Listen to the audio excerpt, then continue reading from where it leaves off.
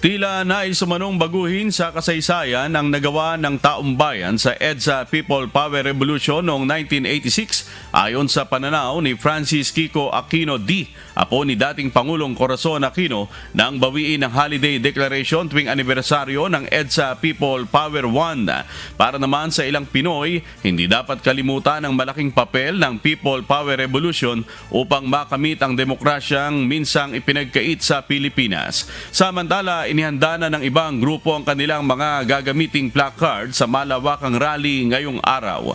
Ang sektor ng mga militanteng guro nakasulat sa protest materials ang aksyong kanilang hinihingi mula sa pamahalaan maging ang panawagan para sa publiko.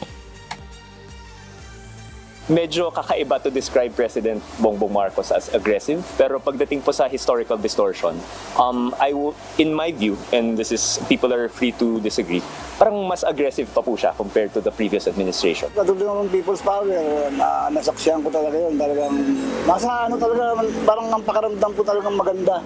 Nagkaisang tao. Yun sana maulit-uli. Yung kaso ang nangyari kasi yun, iba na eh. Iba na ngayon. Opo, pakinggan po niya yung mga taong bayan na sumisigaw na may makulong sa mga nangungurap sa ating bansa. May ginagawa po kaming headdress ngayon na nakalagay yung mayor na panawagan natin. Sabi natin, never forget about the crimes of the Marcos Sr.